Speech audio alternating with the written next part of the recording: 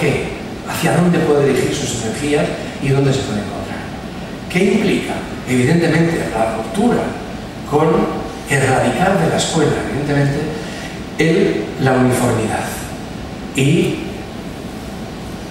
la homogeneidad didáctica, una talla única para todos. Todos tengan que estudiar la misma lengua, la misma literatura, la misma geografía, la misma historia, en el mismo momento, al mismo ritmo, con los mismos libros, con el mismo método, etc. Erradicar radicalmente. Eso no implica más que someter la singularidad a un modelo teórico que no existe de media generalizada de desarrollo y excluye a una gran mayoría de personas. El proyecto tiene que ser singular y eso implica, por tanto, la personalización de la enseñanza. En contra de la uniformidad, la bandera pedagógica debe ser la personalización para abarcar la diversidad, y la personalización implica el desarrollo de la autonomía, darle la oportunidad de cada individuo vaya construyendo su propio currículum académico. Puede ser muy gordo, puede ser muy grave, pero a mí me parece, y en un curso de verano me atrevo a decir, la personalización implica libertad y responsabilidad. No podemos pedir al niño responsabilidad sin libertad. Libertad de elección es que no va a elegir lo que no le gusta, pues que no lo elija, pero lo que elija, le vamos a exigir responsabilidad. Y para eso está que nosotros en la escuela queremos ahora ambientes, escenarios y contextos que estimulen lo que normalmente al niño no le gusta. Pero no hay responsabilidad sin libertad, y tampoco hay libertad, a mi modo de ver, sin responsabilidad. ¿Cómo enseñamos al niño a que compagine este binomio y no lo dicotomice? Permitiendo que desde bien pequeño haya ámbitos de libertad, haya ámbitos de elección, haya ámbitos de opción y, por tanto, un currículum personalizado. Las nuevas tecnologías permiten y ayudan un currículum personalizado, evidentemente. Y esa es, a mí me parece, su función principal, que ayudan a la personalización y ayudan a la conexión, ayudan a la colaboración, ayudan a la discusión y a la apertura de las redes donde el individuo puede empezar a construirse. El conocimiento distribuido en la sociedad no está en la escuela solo, no está en el libro de texto, está en múltiples fuentes que aparecen hoy día al alcance de todos en las redes sociales. Pero eso es lo que yo entiendo que debe hacer la escuela: ayudar a educarse. Y ya termino. Ayudar a educarse. Y ayudar a educarse supone fundamentalmente eso: ayudar a que cada individuo vaya construyendo su propio proyecto vital, académico, social, personal y profesional, en lo que podamos. Y los docentes estamos precisamente para poder ayudar, como un director de orquesta, todos los recursos que hay en el dispositivo escolar para facilitar ese proceso. Bien, asumir que estas son las finalidades de la escuela, clarificarlas, discutirlas entre todos, vemos si estamos de acuerdo o no, y asumir que estas sean así, implica, yo creo, una transformación radical de todos los elementos del currículum y de la escuela, de los contenidos, de los métodos, de las experiencias, de los contextos, de las formas de evaluación y de los modos de entender la función docente. No es un cambio retórico de un currículum, de una palabra que se introduce en una normativa, es decir, ya estamos programando por competencias. No. Es un cambio radical de las prácticas, de la representación y de la acción. Y bueno, si queréis discutimos en qué cada uno de estos aspectos, cómo se deben de modificar, a mi modo de ver, de manera radical. Pero si queréis, el énfasis para mí está en olvidarnos de que el énfasis del currículum era un listado de contenidos y empezar a comprender que las variables que más intervienen en estos procesos de construcción del proyecto vital de cada individuo son las actividades y los contextos, es decir, las experiencias de cada sujeto. ¿Cuáles son las experiencias que cada niño tiene en la escuela? Porque esas experiencias son las que provocan la reconstrucción de sus modelos, de sus esquemas mentales, de todos sus recursos, conscientes e inconscientes. Por tanto, la tarea, el foco principal nuestro como docentes es qué contextos de aprendizaje preparamos, qué experiencias de aprendizaje provocamos. No digo que los contenidos sean diferentes, no, pero son subsidiarios a las experiencias y a los contextos. Bueno, pues nada, muchas gracias y al debate.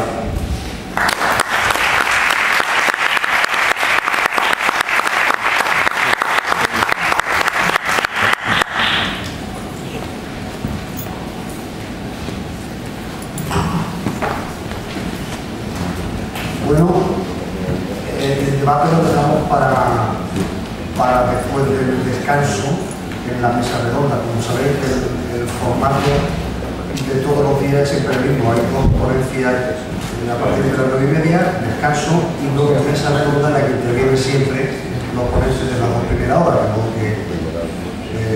eso, el debate lo dejamos para eso. Muchas gracias, Pedro.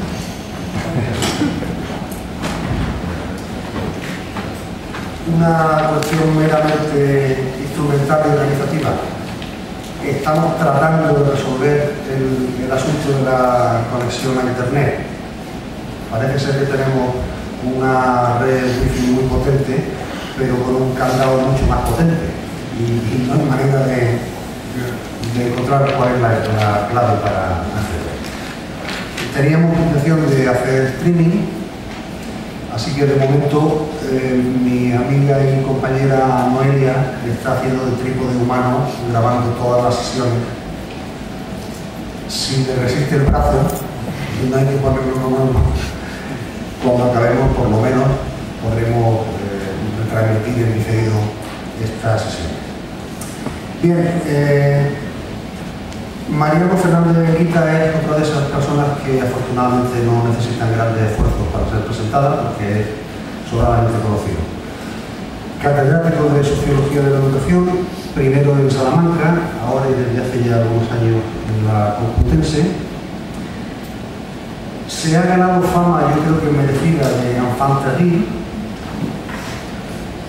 siempre crítico, siempre polémico, con frecuencia incómodo para los maestros, para los profesores, con un enorme compromiso político y social que plasma, yo creo que absolutamente en todos sus escritos. La formación de los maestros y de los pedagogos de los últimos 20-25 años estaría absolutamente coja, imperfecta, sin acudir al análisis crítico, reflexivo, cuidadoso de Mariano Fernández de Guita, y me consta porque yo me he formado con él. Mariano es mi maestro de Sociología de la Educación en la Distancia, Ángel es mi maestro de Didáctica en la Cercanía, de modo que sé perfectamente lo que estoy hablando en este sentido.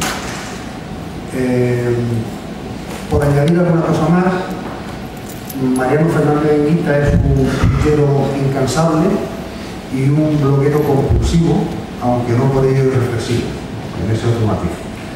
Y bueno, pues estoy seguro de que va a ser un placer escucharlo y discutir con él y con Ángel un rato después. Gracias.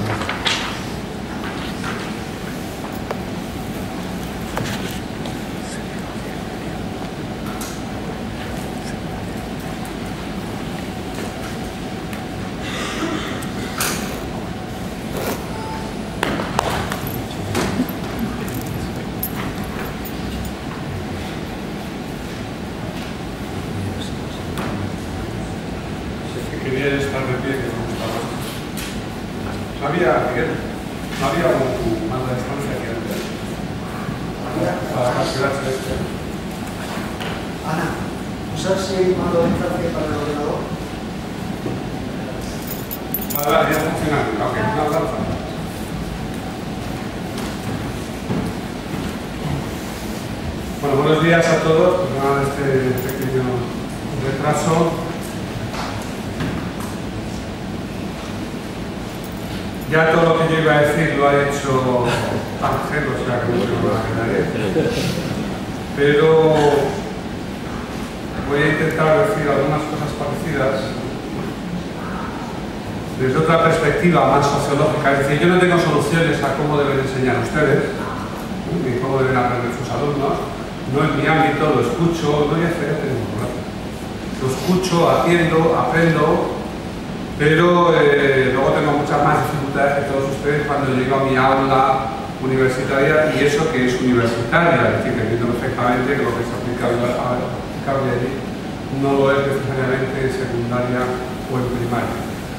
Pero yo quiero poner mi grano de arena aquí señalando algunos cambios sociales y sus consecuencias sobre la institución educativa, que espero sirvan o ayuden por lo menos a entender que no estamos simplemente en situación de elegir cómo nos gustaría enseñar o qué nos apetece hacer, sino que estamos realmente ante cambios sustanciales, una época de cambio y un cambio de época, como ha señalado y citado antes Ángel, en el que no tenemos otro remedio que hacer algo, ¿no?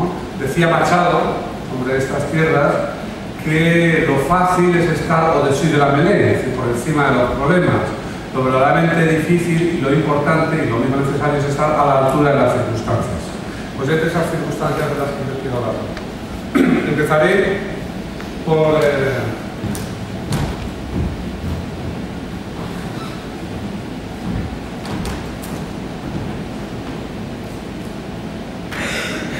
por referirme a las características generales o a lo que es el esqueleto de esos cambios en curso, particularmente el acceso a una economía digital y global, la nueva importancia de las cualificaciones y qué tipo de dinámica abre eso,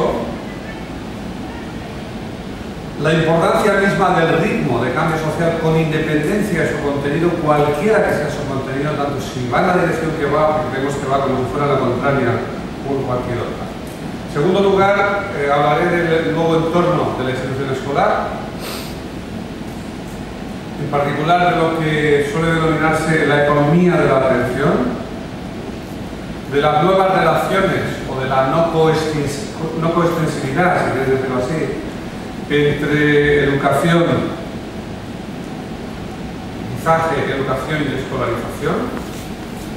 Luego aludiré a lo que aparecen algunos síntomas o indicios del problema en el cual estamos, de la crisis de la educación que estamos viviendo y que no vivimos más por cosas que mencionaré. Y finalmente lo que me parece que es la disyuntiva, la cruce de caminos, la bifurcación, la encrucijada en la que estamos.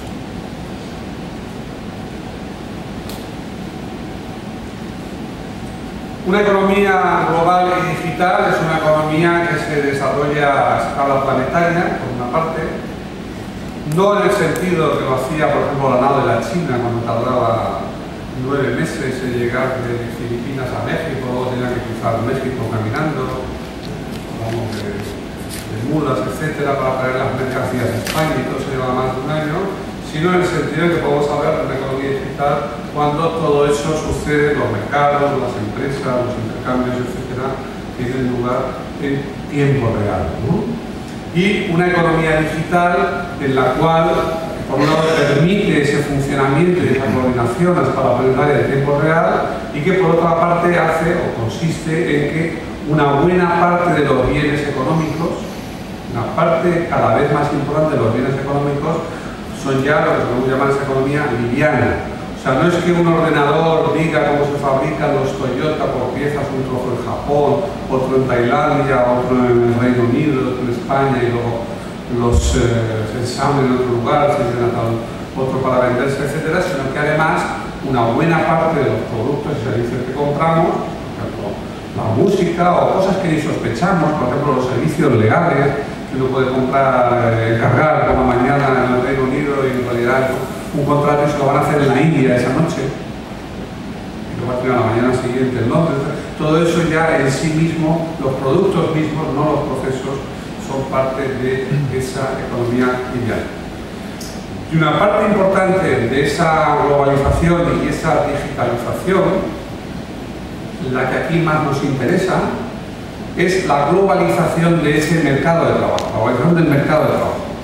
No es solamente que las finanzas se muevan o que los bienes, las mercancías circulen, incluso los productos livianos circulen, los productos de conocimiento, sino que el propio mercado de trabajo se convierte en un mercado global. La consecuencia de eso, yo sé que a los educadores no les suele gustar mucho que se hable de la relación entre educación y economía, o entre educación y mercado de trabajo, parece que es un poco como acabar con la pureza de esta institución que nos formaba como seres humanos, como ciudadanos, incluso en un tiempo no solo eso, sino como hijos de Dios, creyentes, almas puras, etc. Pero las cosas son así, quiero decir que la mayor parte de nosotros estamos aquí, entre otras cosas, porque nos parecía un buen trabajo, y les puedo asegurar que la generalidad de los alumnos están ahí, sobre todo a medida que va creciendo, por cómo relacionar eso con su futuro como trabajadores, o como emprendedores, o como lo que sea. No por su futuro como ciudadanos, ni por su futuro como personas en abstracto, ni algo así, sino por eso. Pero bueno, es verdad que hay otras dimensiones, pero yo me centraré ahora en esa.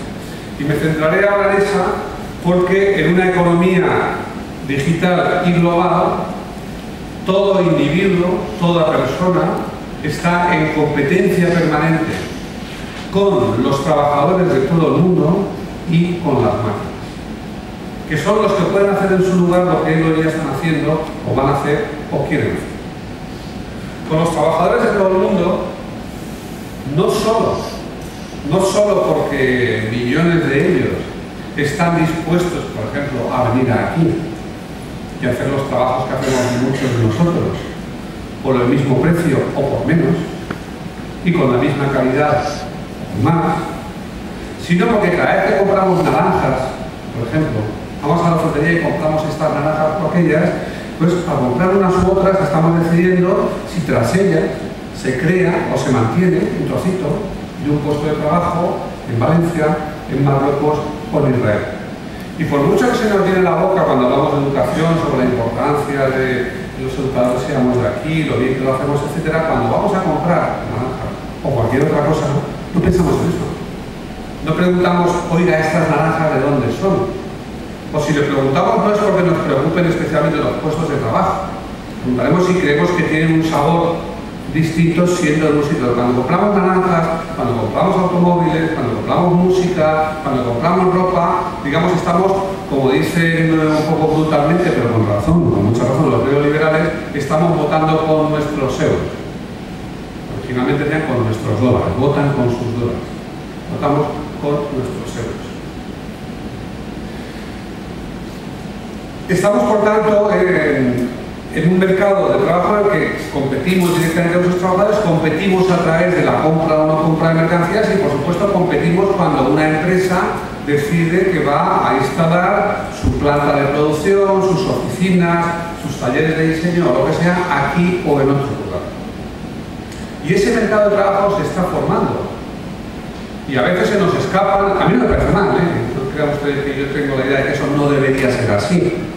Yo creo que un peruano que viene a España o un marroquí que atiende llamadas telefónicas para Telefónica en un centro de llamadas en Marrakech gana mucho más, su situación mejora mucho más cuando accede a ese trabajo, incluso peor pagado, que lo que empeora la situación de un español cuando lo pierde. Porque aquí somos más ricos, porque aquí tenemos mejor protección, estabilidad, etcétera, por un montón de razones. Y como en la escuela aprendí unos criterios de justicia que no terminaban donde terminan los españoles, ni donde terminan los andaluces, o los madrileños, o que creo, incluso eso me dijeron, que no debían terminar ahí, entonces no tengo argumentos contra eso. Me limito a señalar, a describir una situación. Los trabajadores compiten con todo eso. Tenemos un mercado de trabajo global y además vemos ahí los síntomas. Ustedes están viendo, por ejemplo, la importancia creciente del inglés, como en todos los sistemas educativos se da una importancia creciente a esta lengua porque es la lengua franca. Aquí no terminamos de arrancar, nos falta mucho para hacerlo. Pero miren ustedes, por ejemplo, en Corea del Sur la gente, si tiene posibilidades económicas, se van masivamente no a estudiar, no a la universidad, sino a secundaria y primaria, a Nueva Zelanda o a Australia para aprender inglés, saben que lo necesitan, ¿no? O lo vemos, por ejemplo, en las pruebas PISA.